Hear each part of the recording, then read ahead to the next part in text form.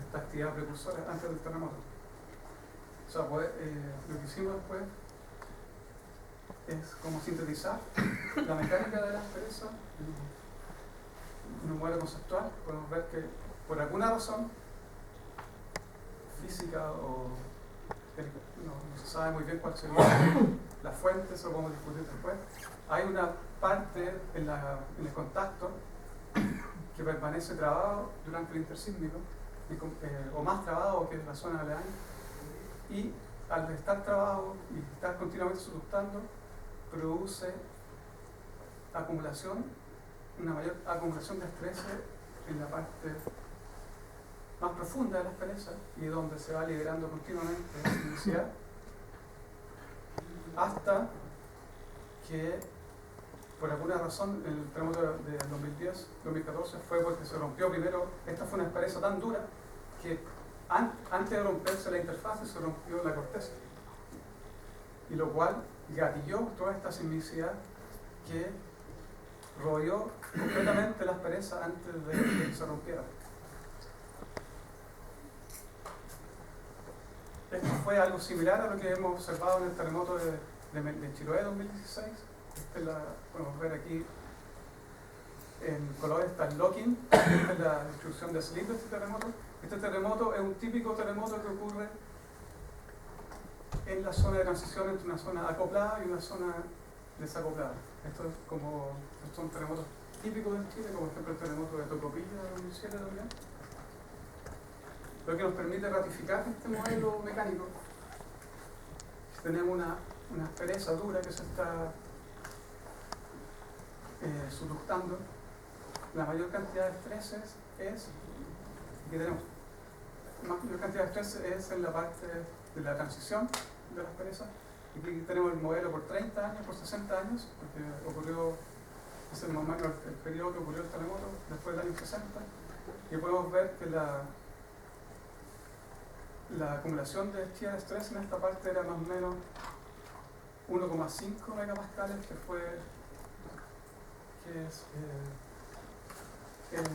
coincide bastante bien con el stress drop que produjo este terremoto.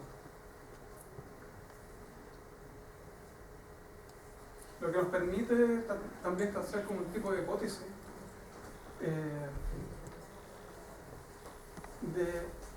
porque sería interesante que el próximo paso sería poder tratar de entender con los datos que tenemos cuál es el estado de madurez que tienen las asperezas, porque así podríamos saber cuándo más o menos se podrían romper.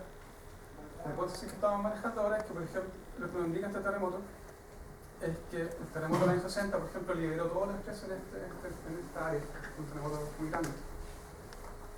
Entonces, nos permite ver de que al subductarse una aspereza grande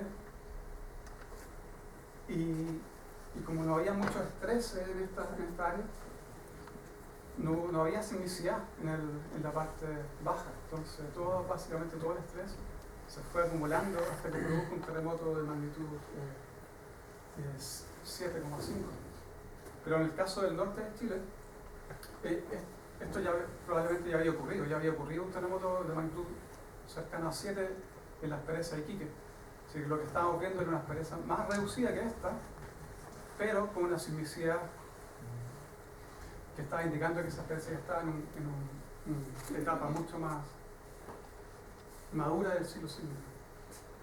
Bueno, el paso, obviamente, es hacerlo para otro.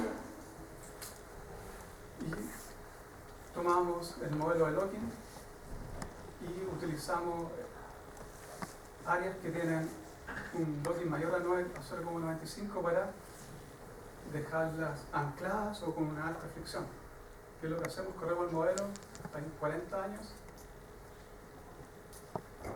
100 años, y podemos ver cómo se van acumulando los estreses producto de la subducción de estas zonas acopladas. Es interesante ver que todas estas asperezas van produciendo ese halo de formación que hace que se mueva también la parte más superficial, y el patrón que ya esperábamos, que la acumulación de estreses se produzca en el downlink de las asperezas, Y lo interesante es que la cantidad de estrés que puede acumular una empresa depende del tamaño de la empresa. O sea, podemos ver que la empresa del Maule es muy grande, entonces tiene una vía útil de acumulación de déficit mayor, entonces también puede producir terremotos mayores. Pero las empresas que son más pequeñas alcanzan la fuerza friccional antes, entonces pueden romperse en un tiempo menor. Y si comparamos, por ejemplo, con la sismicidad que ha ocurrido en los últimos 10 años, podemos ver que esta zona del Maule, donde estaba bastante estresada, con alto estrés, ya prácticamente fue completamente liberada. Bueno, hay una zona aquí quizás que aún quizás puede haber sido liberada por actividad posísmica. Podemos ver la zona de Valparaíso, donde hay una pequeña área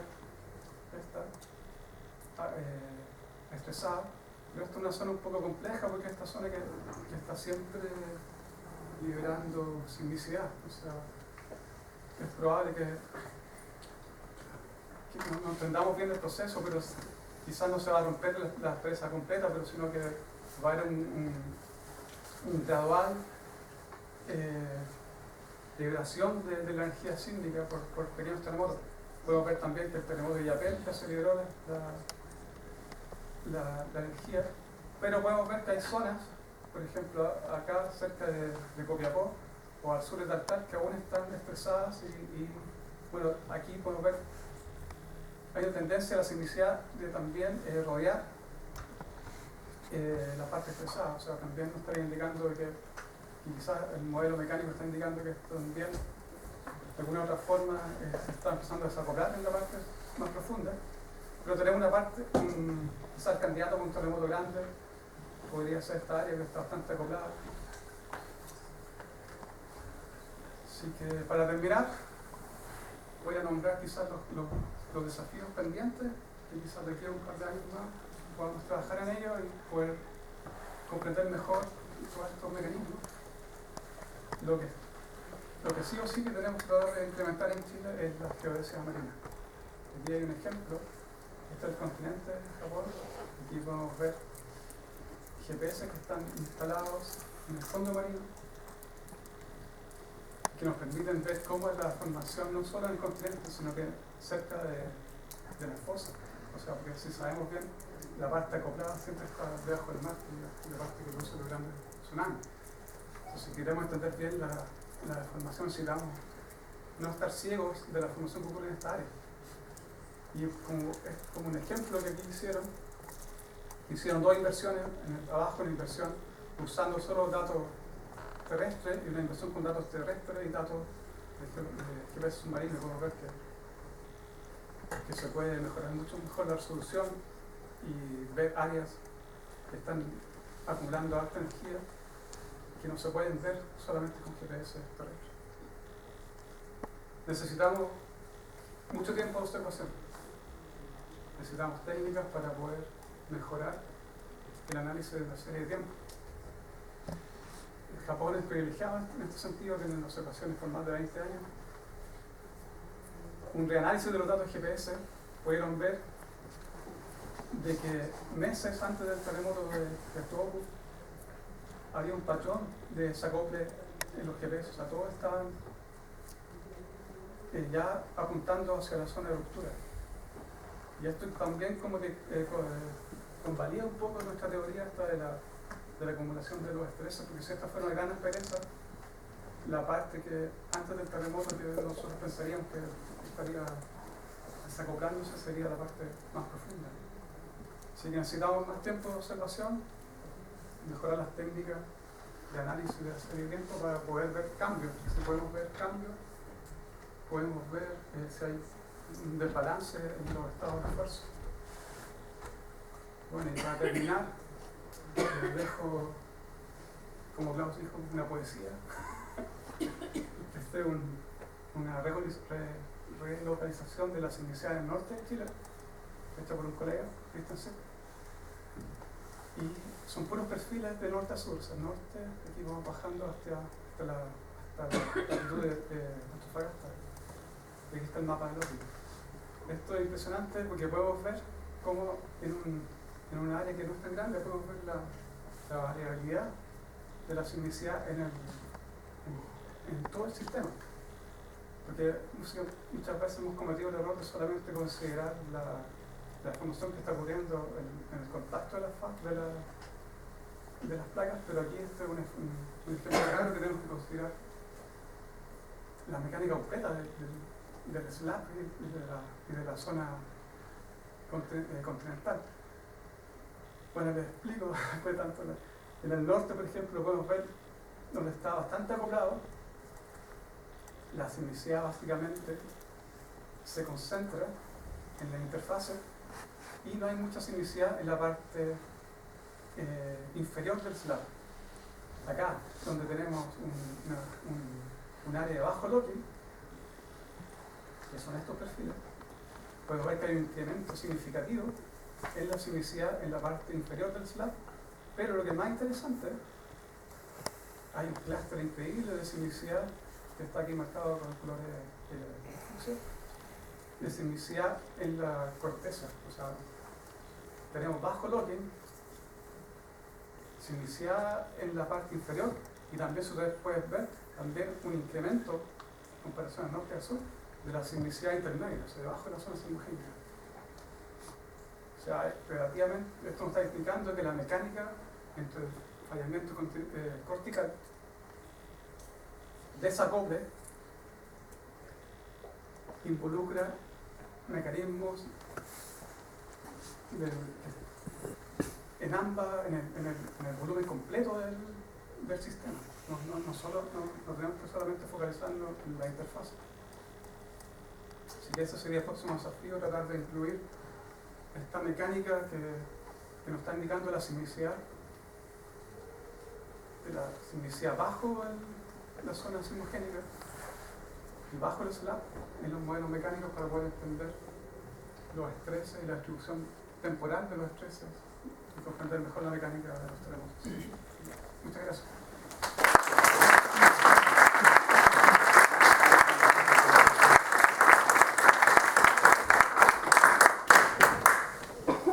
Bueno, muchas gracias a Marcos. Tenemos tiempo para preguntas.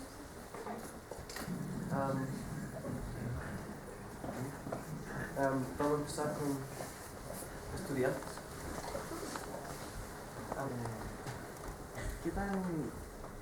¿Qué tan recurrente, digamos, son ese aumento de sismicidad que idealmente sería un precursor a una sismicidad? Porque mostraste dos casos, pero ¿qué tanta recurrencia se le puede poner como para establecer el patrón? ¿A qué te refieres con recurrencia? ¿Qué tan seguido sucede eso antes de que haya un terremoto grande? Como dije, básicamente, bueno, en el caso de Tohoku, ¿te costó varios años más después del terremoto darse cuenta que había una señal anómala? Quizás es más fácil verlo antes, después del terremoto. Y yo creo que tiene mucho que ver con la capacidad de detección que tengamos. Quizás es un proceso que sí o sí está ocurriendo o ocurre antes de un terremoto, pero no lo hemos podido observar por la falta de instrumentación que nos permita tener una buena resolución de los procesos. Así que necesitamos, como dije, una serie de tiempo más larga, más terremotos, para poder entender mejor. Por ejemplo, hoy en día que se ha mejorado el monitoreo en todo Chile, casi todos los terremotos que han ocurrido grandes, bueno, no todos, el de Melinka no tenía ningún precursor, pero la sismicidad que ocurrió en Valparaíso este año también,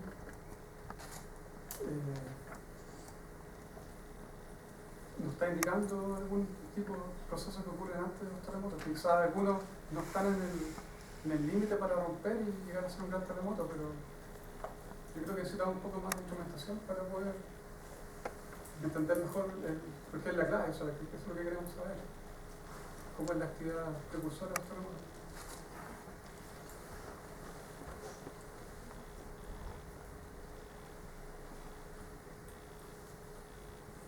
Andrés, ¿qué? poco como ver esta revisión que hiciste tú del estado del arte, de lo que se sabe acerca de la física de los terremotos, que es un conocimiento que en realidad has ido generando tú, con tu grupo y con varios colegas, de gente de Japón obviamente que ha gustado harto, pero es una, no sé si todo el mundo lo capta, digamos, los frentes también, pero tú eres una de las personas más importantes del mundial en el desarrollo de esto y puedes verlo aquí expuesto y aportas de que tal vez te incorpores al grupo de la universidad, de verdad es un momento súper importante y estoy muy contento, digamos, por eso, por la posibilidad de poder trabajar más, colaborar, digamos, más de aquí a futuro en seguir expandiendo esto por tu presencia acá, así que estoy súper contento por eso. Y tengo un par de preguntas que hay una premisa por detrás de los modelos que están haciendo, ¿cierto?, que es bien importante, que es que las asperezas se mantienen en el tiempo, ¿cierto? Que es algo que en realidad la comunidad ha ido aceptando, pero todavía no hay un convencimiento total, es decir, hay un grupo de gente que sigue pensando que en realidad las asperezas se mueven en el tiempo, porque dependen más bien de una vez que ocurre un terremoto se relajan las estresas se cargan en otras áreas, entonces se acumulan y se quedan asperezas en otras partes, y o que los fluidos también que se incorporan dentro del canal de subducción podrían modificar el patrón de fricción, digamos, y también cambiar la distribución de las asperezas. Pero lo que tú estás considerando, ¿no es cierto?, es que, claro, justamente eso, ¿no es cierto?, para estos modelos, que esas asperezas se mantienen fijas, que es algo que, en todo caso, yo también comparto, porque creo que están asociados a la estructura geológica, que esa no cambia en el tiempo, por lo tanto, el patrón que estamos viendo es un patrón que está dominado más bien por esa estructura geológica a largo plazo.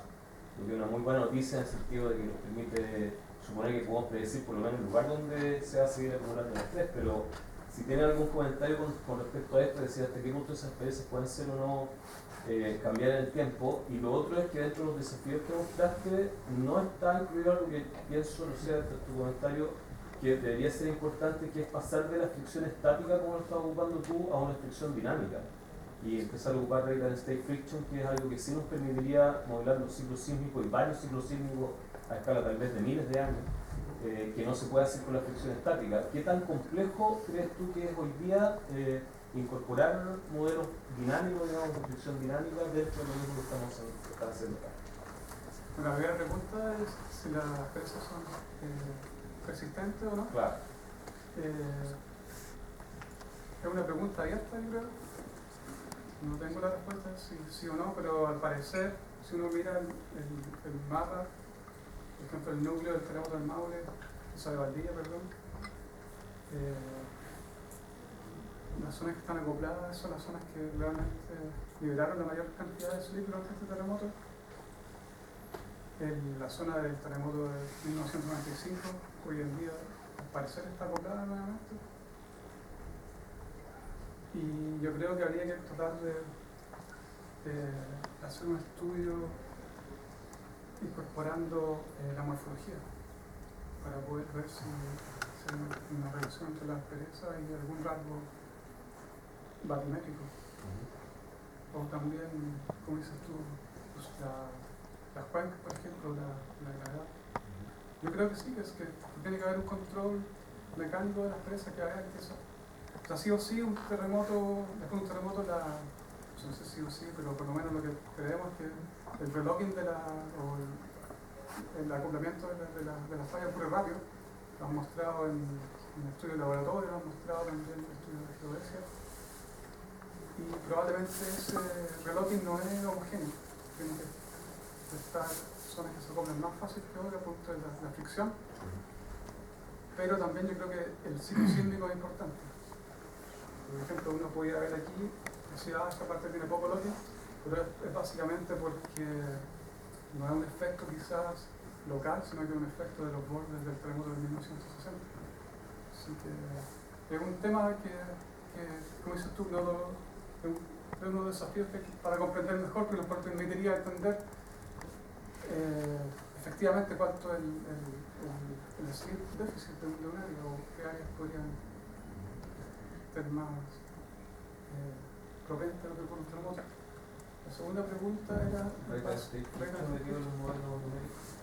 Sí, es algo que jugaba un poco, pero como al principio yo creo que la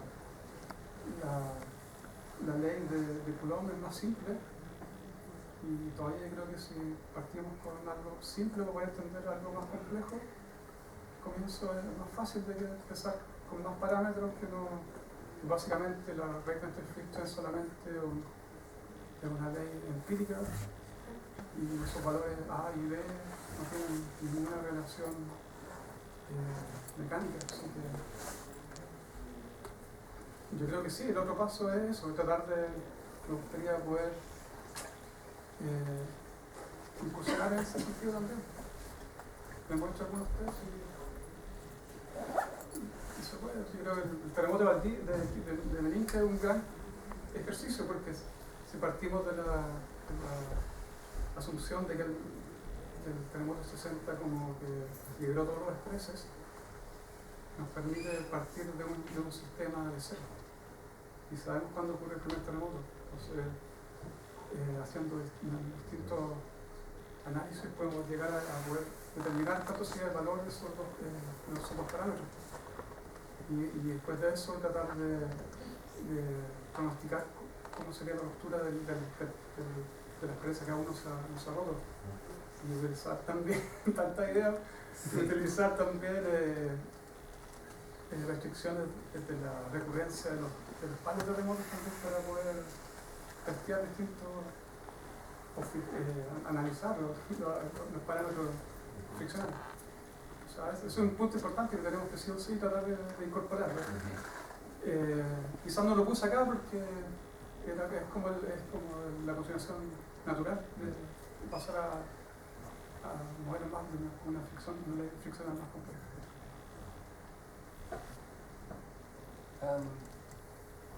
Bueno, hay Klaus y Arturo. ¿Otras preguntas de estudiantes también? ¿Profesores después? Bueno, los profesores van a hacer preguntas. Arturo, Martín, Klaus, Dennis. Ok, gracias. Bueno, muy buena, muy interesante la presentación. Estaba pensando en que los modelos de aspereza, digamos, se han aceptado, como tú decías, hace bastante ya tiempo, normalmente también apuntando a hablar de terremotos característicos. Estos tienen un periodo de recurrencia aparentemente, pero no rompen la misma longitud, digamos. O sea, el terremoto del 2010 es un terremoto, entre comillas, atípico, para el 26 de febrero del 2010 quizás. Digamos, en ese momento uno no habría esperado quizás un evento tan grande, salvo haber dicho que estaba el gap sísmico asociado a 1928 y 1835. Pero en el norte de Chile también, tú ves que habían dos presas, se habría esperado un evento mayor. Estoy pensando en qué elemento puede controlar ese largo de ruptura, digamos, esa extensión máxima que, si bien es cierto, los periodos de recurrencia parecen estar siendo controlados por las presas. Ok, un tau máximo rompe, hay una variabilidad ahí. Que probablemente distintos segmentos están en distinto tiempo. Distintas etapas del ciclo. De acuerdo al ciclo, sí. Eso ya. Tiene que llegar como el modelo de los cajoncitos que uno va moviendo y que varían como una suerte de casualidad. Ahora se juntaron esto como el de Topuk, ya. Ahí. Eso, por ejemplo, es la hipótesis que tengo. Esta experiencia estaba más madura que esta. Okay. Probablemente ya la simplicidad ya está completamente bordeando.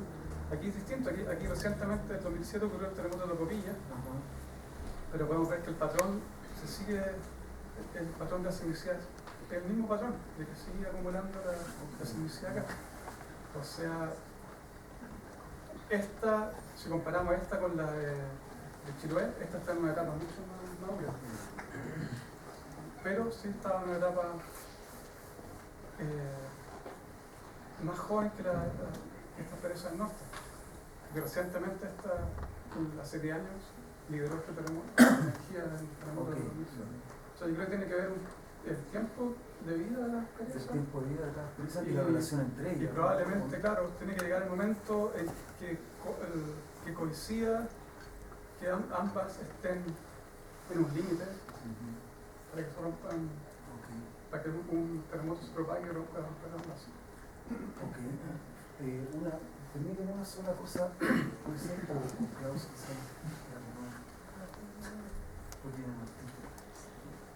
no, mira, es que quizás era vigente ya que también, Klaus, hace poco tiempo un autor, a propósito de un paper que me llegó por ahí, ¿sabes?, que criticaba la hipótesis del ciclo sísmico. ¿Es alguien que no sabe nada?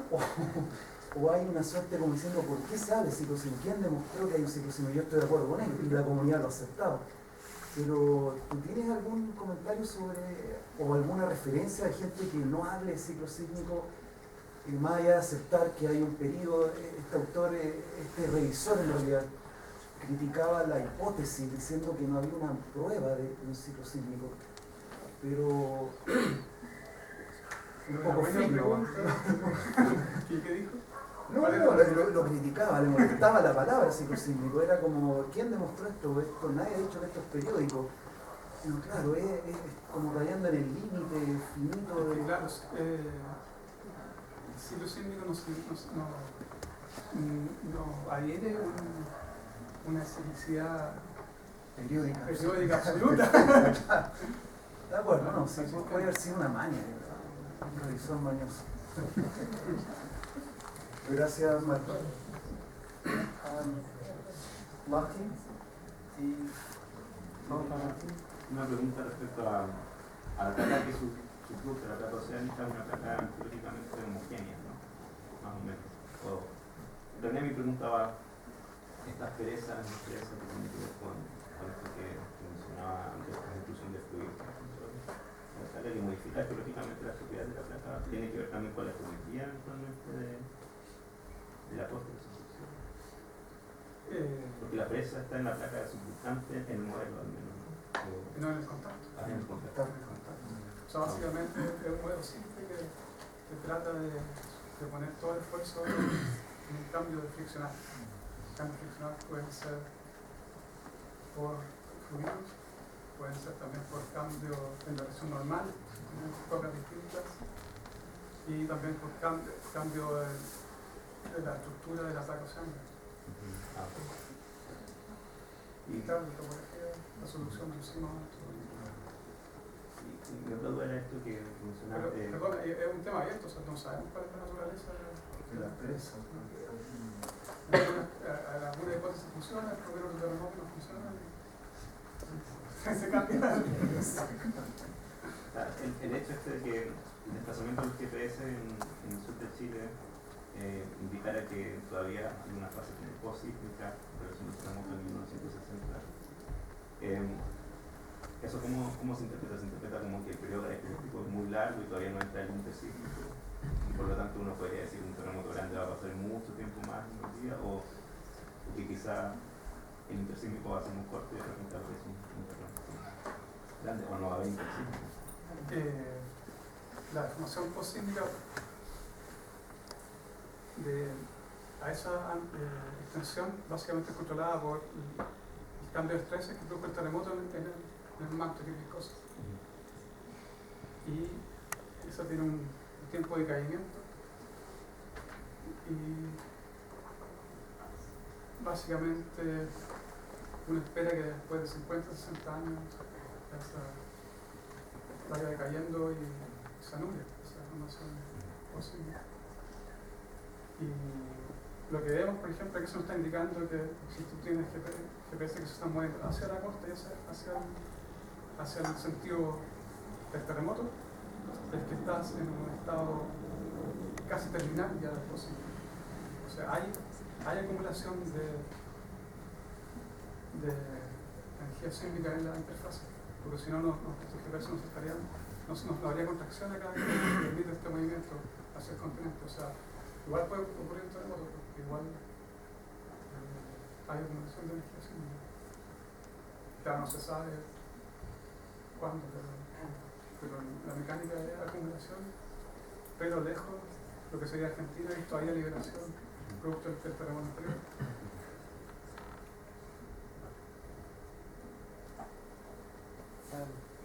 Y muchas veces esto puede estar acoplado, se puede estar acumulando energía inmediatamente después del terremoto, pero producto de toda esta deformación del manto, lo que vemos es que los GPS se mueven hacia la fosa. O sea, a pesar de que esté acoplado y acumulando energía está como enmascarado por el efecto del terremoto anterior. Klaus, y después Mauricio. Dos preguntas. Una respecto del post-sísmico. ¿Sí? La solución depende un poco de tu modelo. Si tú dices que el manto es lo que es viscoso, entonces tú puedes encontrar una solución para eso. ¿Existen otros modelos que pueden explicar el post-sísmico, por ejemplo, que no sea tanto de viscosidad del manto? Que sea algo como razonable, como afterslip, por ejemplo. Ajá. ¿Cuál es tu preferencia, o cuál sería la ventaja y desventaja? Son problemas que son, ambos procesos están ocurriendo en el mismo momento, probablemente, y es difícil separarlos y decir cuál es el predominante sobre uno y el otro. Lo que necesitamos es tener más observaciones verticales, porque la señal viscosa del manto produce distinta formación vertical. La horizontal es la misma, porque ambos van a ser viscosos, pero la componente vertical es distinta. El afterslip produce una formación, el afterslip es este que está aquí en esta figura, o sea, produce una formación de una longitud de onda mucho menor. Un afterslip, nosotros no esperamos un afterslip hasta casi 200 kilómetros de profundidad que le produzca una formación argentina. O sea, hay que considerar, hay que caracterizar los patrones de ambas fuentes para poder discriminar.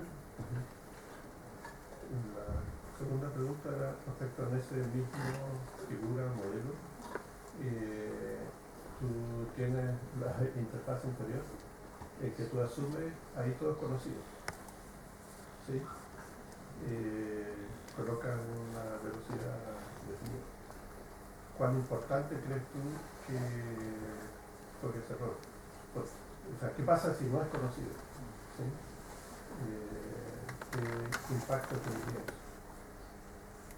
Sí, otra incógnita más del sistema. Yo creo que como lo mostré con la distribución similar del norte de Chile, es algo que tenemos que considerar, porque también varía. La acumulación sismicidad nos está indicando que probablemente eso tiene que ser sismo normal. Probablemente hay un desacople también en esta parte. Pero también aquí tenemos que tener cuidado porque no es tan solo slip, también esos sismos también son producto de cambios químicos de la roca.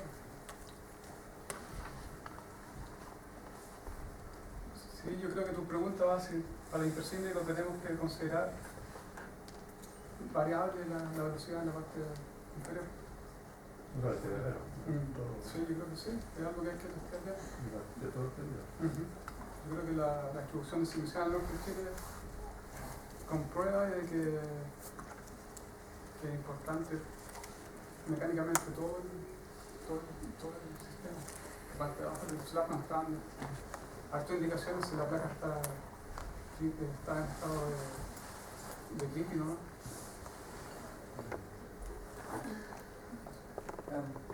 La última pregunta viene de Mauricio. Ya, mi pregunta viene a ser relacionada con la que hizo él. ¿Qué tanto crees que influya, por ejemplo, en eso de que si es que varias asperezas rompan simultáneamente,